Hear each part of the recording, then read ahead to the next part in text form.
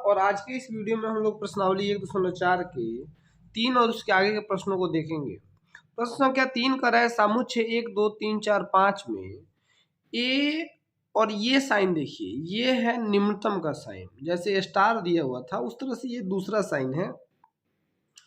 ए और बी में निम्नतम ए बी द्वारा परिभाषित है। निम्नतम मतलब जैसे 4 और 5 लेते हैं तो 4 और 5 में निम्नतम कौन सा है, इन दोनों में अगर ऑपरेशन लगाते हैं, ऑपरेशन यहाँ स्टार नहीं देना है, ये लगाना है, तो निम्नतम मतलब इन दोनों में जो छोटा हो तो 4 ही है, तो यहाँ 4 लिख देना है। तो हमें दिया हुआ है कि निम्नतम ए बी द्वारा परिभाषित द्विआधारी संक्रिया पर विचार करना है। संक्रिया इसके लिए, अब इसका क्या नाम है मैं क्या बोलूं, संक्रिया सारणी लिखिए। ये संक्रिया सारणी क्यों लिखना होता है, हमें सेट दिया हुआ है, जैसे मान लो सेट का नाम अगर ए लेते हैं तो ये 1 2 3 4 5। आपको तो पता है द्विआधारी संक्रिया के लिए क्या शर्त होता है कि अगर आप a गुना a मतलब a से a का संबंध निकालेंगे और उसमें जो आंसर आएगा वो भी a से बिलोंग करेगा, तब इसको द्विआधारी संक्रिया कहेंगे। तो हमें a का a से संबंध ज्ञात करना है, तो अगर आपको पीछे के क्लासेस अगर याद हैं तो आपको ये पता होगा हम लोग ऐसे सेट बनाते थे 1 2 3 4 5, और ठीक वैसे ही 1 2 3 4 5 रहता था, फिर 1 का 1 के साथ, 1 का 2 के साथ, या 2 का 1 के साथ, 3 का 1 के साथ, 4 का 1 के साथ और 5 का 1 के साथ, फिर 1 का 2 के साथ, 2 का 2 के साथ, 3 का 2 के साथ। ऐसे कितने एलिमेंट्स बन जाएंगे, बहुत सारे एलिमेंट्स। फिर हमें निकालना होगा 1 का 1 के साथ पहला बना, तो इन दोनों में निम्नतम कौन सा है, 1 है। फिर 1 का 2 के साथ बना, तो दोनों में निम्नतम कौन सा, 1 है। और ऐसे लिखने में तो हमारा पूरा पेज भर जाएगा। तो जब भी ऐसा सवाल आता है तो हम लोग ये सारणी, संक्रिया सारणी बना लेते हैं। संक्रिया सारणी बनाना मैं सिखाता हूँ। जो ये साइन चिन्ह दिया हुआ है उसको हम लोग कोने में लिख लेते हैं और ए से ए में ज्ञात करें तो 1 2 3 4 और 5। ठीक इसी प्रकार 1 2 3 4 5 किनारे किनारे लिख लेते हैं। अब हमें क्या निकालना है, निम्नतम ए बी, ए और बी में जो छोटा हो उसको लिखना है। तो इधर से 1 और इधर से 1, 1 1 में छोटा कौन है, दोनों बराबर ही, तो 1 लिख देते हैं। इधर से 1 और 2 में छोटा कौन है, सॉरी 1, 1 ही छोटा है। 1 और 3 में 1, 1 और 4 में 1, 1 और 5 में 1, ठीक है। 1 और 2 में 1, 2 और 2 में 2, 3 और 2 में 2, फिर इसी को 2 और 4 में 2, 2 और 5 में 2, समझ रहे हैं। फिर 3 और 1 में 1, 3 और 2 में 2, 3 और 3 में 3, 3 और 4 में भी 3, 3 और 5 में भी 3। इसी प्रकार 1 4 में 1 2 3 4 और 4, 1 2 3 4 और 5। ऐसे हमने संक्रिया सारणी पूरा कर लिया। तो संक्रिया सारणी बनाने आपको आ गया होगा। हमने बेसिक्स में संक्रिया सारणी बनाना नहीं सिखाया था, तो यहाँ पे आप सीख लीजिए और किस परिस्थिति में हमें संक्रिया सारणी बनाने की आवश्यकता होती है। अगर ऐसे करेंगे तो बहुत लंबा हो जाएगा, बहुत लेंथी, 1 पेज का क्वेश्चन होगा, और ये कितने छोटे में बन गया, तो यही ज़्यादा आसान है। चौथा प्रश्न देखते हैं। कह रहा है समुच्चय 1 2 3 4 5, पिछले बार जैसा ही है। निम्नलिखित संक्रिया सारणी द्वारा परिभाषित द्विआधारी संक्रिया पर विचार कीजिए। अब देखो यहाँ संक्रिया सारणी हमें पहले से दी हुई है और कह रहा है कि ये द्विआधारी संक्रिया है। स्टार यहाँ दिए हुए चिन्ह, स्टार से तो अब आप लोग परिचित हो गए होंगे। ये थोड़ा सा मतलब स्टार अपना लगता है और ये बेगाना लगता है, क्यों, क्योंकि ये मतलब अलग है ना, और स्टार देखते देखते आदत हो गई स्टार की। तो कह रहा है कि विचार कीजिए और हमें कुछ बातें हैं जो ज्ञात करनी है, मतलब 2 स्टार 3 स्टार 4 और 2 स्टार 3 स्टार 4 ऐसे ज्ञात करना है। तो यहाँ हमें विचार क्या करना है कि 1 और 1 में 1 दिया हुआ है, 1 और 2 में, ये देखो मैं जो देख रहा हूँ वो 1 के साथ जिसका भी संबंध है 1 ही दिया हुआ है, और 2 और 1 का 1 दिया हुआ है, 2 और 2 का 2 दिया हुआ है, 2 और 3 का भी 1 दिया हुआ है। यहाँ काम गड़बड़ हो गया, 2 और 3 का 1 क्यों दिया गया है। तो जैसे आप अगला सवाल करेंगे तो आपको पता चलेगा कि मैंने कहा कि हम लोग संक्रिया कौन कौन सा कर सकते हैं, ये नहीं कि सिर्फ निम्नतम अधिकतम, ऐसे नहीं। आपको एलसीएम एचसीएफ भी तो ज्ञात कर सकते हैं, तो यहाँ एचसीएफ किया गया है। कहा ना कि संक्रिया सारणी पर विचार कीजिए। तो ये जानते हैं क्या है संक्रिया, स्टार ए कोमा बी, ऐसे भी लिख सकते हैं या ऐसे सीधे लिखिए, ज़्यादा आपको आदत है। ए स्टार बी कैसे परिभाषित है, ए तथा बी का HCF है ना।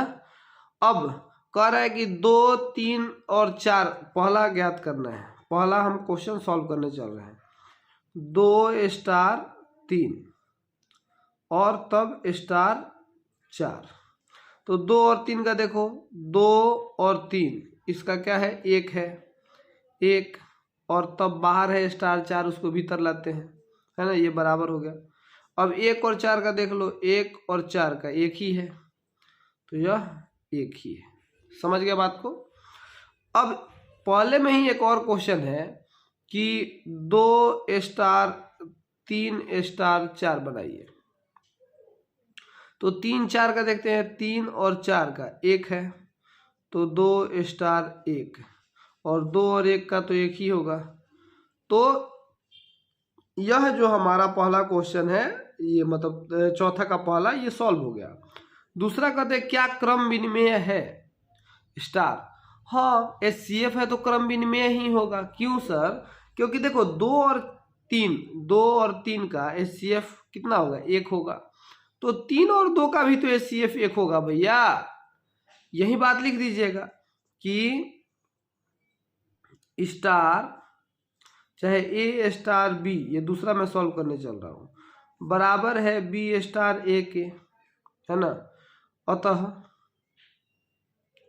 यहाँ चूंकि लिख दीजिएगा, चूंकि A स्टार B बराबर है B स्टार A के, अतः स्टार क्रम विनिमय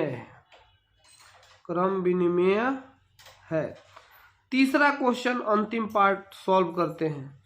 कह रहा है कि 2 स्टार 3 स्टार 4 स्टार 5 को सॉल्व करना है। तो 2 स्टार 3 स्टार 4 स्टार 5 इसको सॉल्व करते हैं। तो सबसे पहले 2 स्टार 3 क्या है, तो 2 और 3 का देख लो 1 है, और स्टार 4 और 5 का 4 और 5 का भी 1 है।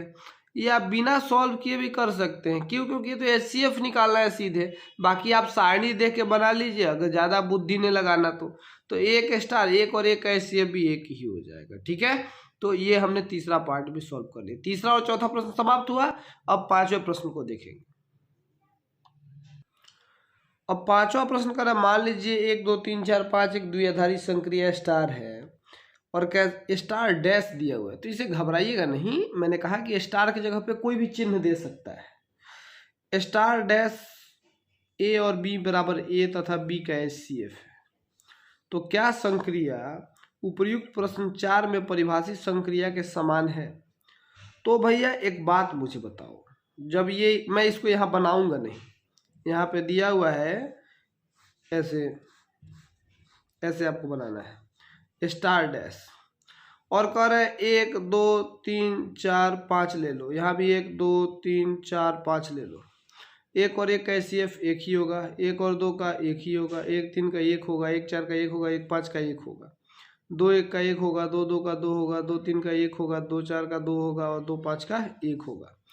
अब ऐसे जरा मुझे बताओ, ये जो भी आप बनाएंगे वो प्रश्न संख्या 4 कहीं मैच करेगा। आप निकाल के देख लीजिएगा ना। HCF तो आपको आता है और सारणी बनाने में मैंने आपको सिखा ही दिया है। तो कह रहा है कि ये HCF द्वारा परिभाषित है, तो क्या संक्रिया उपर्युक्त 4 में परिभाषित संक्रिया के समान है। हाँ, सेम टू सेम वही है। तो इसके जगह पे आपको यही वाला सारणी बना लेना है, इसलिए मैंने दोबारा उसमें समय खर्च नहीं किया। आप ये सारणी बना लीजिएगा और नीचे लिख दीजिएगा कि हाँ, प्रश्न संख्या 4 में संख्या के मतलब सारणी के बराबर ही वो सारणी है। प्रश्न संख्या 6 देखते हैं। मान लीजिए कि n में एक द्विआधारी संक्रिया स्टार A स्टार B बराबर A और B के LCM द्वारा परिभाषित है। तो आपको निम्नलिखित ज्ञात करना है। मतलब स्टार की परिभाषा क्या दी गई है, एक द्विआधारी संक्रिया है जिसमें स्टार जो है ए स्टार बी, ये कैसे परिभाषित है? ए तथा बी का एलसीएम, एलसीएम। तो हमें कह रहा है, पहला प्रश्न सॉल्व करते हैं। 5 स्टार 7, तो 5 स्टार 7 का मतलब क्या है? 5 और 7 का एलसीएम ज्ञात कर लो। तो 5 और 7 का एलसीएम बचपन में आपको सिखाएगा होगा, निकलेगा नहीं तो गुना कर देते हैं, तो 35 होगा। ठीक है। एक और क्वेश्चन दिया है 20 और 16 का एलसीएम ज्ञात करना है। ये तो ज्ञात कर लीजिए आप, लेकिन यह 16 × 80 होगा। चेक कर लेते हैं, 20 और 16 का 80 ही होगा। आपको एलसीएम निकालने तो आता ही है। 2 से 10 और 8 हो जाएगा, फिर 2 से 5 और 4 हो जाएगा। अब तो कटेगा नहीं, तो 2 दूना 4 × 20 का 80, मैंने कहा था ना 80 होगा। तो ये 80 हो गया। पहला क्वेश्चन सॉल्व हो गया। एलसीएम निकाल देना है, दूसरा कुछ करना नहीं है। दूसरा, क्या संक्रिया क्रम विनिमेय है? हाँ भैया, देखो 4 और 6 का जितना एलसीएम होता है उतना ही 6 और 4 का भी हो जाता है। लिखेंगे कैसे सर? तो लिखेंगे ए स्टार बी बराबर बी स्टार ए होगा। चूंकि ए स्टार बी बराबर बी स्टार ए होगा, इसीलिए स्टार एक क्रम विनिमेय संक्रिया है। हो गया। अब तीसरा क्वेश्चन कह रहे हैं क्या साहचर्य है? तो भैया एक बात बताओ, ए बी और सी का एलसीएम, माने पहले ए बी का निकाल के तब सी के साथ निकालो, या ए बी सी का कैसे भी करके निकालो। 3 संख्याएं ए बी सी हों तो उनका एलसीएम हमेशा बराबर ही होगा। मतलब कहने का मतलब है ए स्टार बी को पहले कर लो, एलसीएम माने ए बी का निकाल लो, और तब जितना आएगा उसके साथ सी का निकालो। तो चाहे ए बी और सी का पहले निकाल लो और फिर जितना है उसका ए के साथ निकालो, ये हमेशा बराबर होगा, है ना। चूंकि ए स्टार बी स्टार सी बराबर ए स्टार बी स्टार सी होगा, इसीलिए यह स्टार एक साहचर्य है। अब क्रम विनिमेयता साहचर्यता या भूले नहीं है ना, क्योंकि ये तो मैंने आपको बताया है बेसिक्स में अच्छे से। और पीछे के कुछ सवालों में भी 2 नंबर सवाल जब हम लोग कर रहे थे पिछले वीडियो में, तो वहां भी मैंने आपको फिर से क्रम विनिमेयता और साहचर्यता का नियम समझाया था, तो वहां से आप कर लीजिएगा। हाँ, आपको गड़बड़ होना होगा तो आप होंगे चौथे प्रश्न में। क्यों? क्योंकि आप भूल गए कि तत्समक अवयव किसे कहते हैं। तो मैं फिर से आपको याद दिलाता हूँ, तत्समक अवयव वह अवयव होता है कि अगर ए स्टार ई को तत्समक अवयव कहेंगे, और ए कोई भी अवयव है उस सेट का एन में, नेचुरल नंबर प्राकृतिक संख्या में ज्ञात करने करे। चौथा प्रश्न दिख रहा है ना, प्राकृतिक संख्या में मतलब एन में स्टार का तत्समक ज्ञात करे। और मतलब ए स्टार बी बराबर दिया हुआ है कि ए तथा बी का एलसीएम, यही दिया है ना। अब कह रहा है हमको ई एक ऐसा संख्या ज्ञात करना है कि ए स्टार ई लगाने पर ए आना चाहिए और ई स्टार ए लगाने पर भी ए आना चाहिए। तो ई को हम लोग तत्समक अवयव कहते हैं। अगर कोई ऐसा संख्या ढूंढने में हम कामयाब हो जाते हैं कि उसका उस सेट में के किसी भी नंबर के साथ संक्रिया कीजिएगा, तो जितना के साथ कीजिएगा उतना ही आना चाहिए। तो ये हमारा तत्समक के लिए शर्त होता है।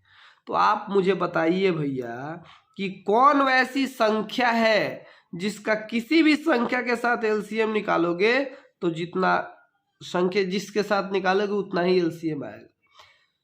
बुद्धि लगाओ। सर हमारे पास बुद्धि नहीं है। बुद्धि नहीं है तो सीधे छाप लेना। एक वैसी संख्या होती है जिसको किसी भी संख्या के साथ एलसीएम निकालोगे तो उस संख्या के बराबर ही एलसीएम आएगा। जैसे 5 और 1 का एलसीएम 5 होगा, 3 और 1 का एलसीएम 3 होगा, है ना।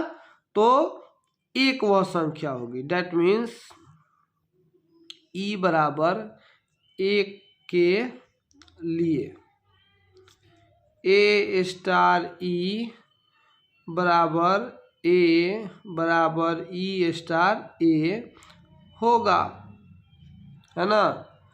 जहाँ A and B, sorry A B कहाँ है इसमें, खाली ए बिलोंग्स टू एन, है ना। ए और ई दोनों बिलोंग्स टू एन होने चाहिए, है ना।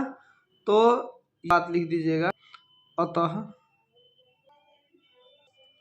एक तत्समक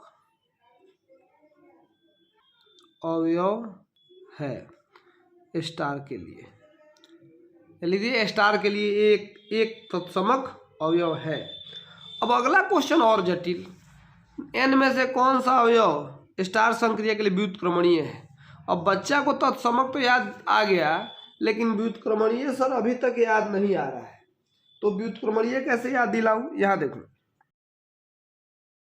व्युत्क्रमणीय के लिए हमें ए और बी दो ऐसी संख्याएं ढूंढनी होंगी कि उनका संक्रिया करने पर ई आना चाहिए, और बी और ए में भी संक्रिया करने पर ई आना चाहिए।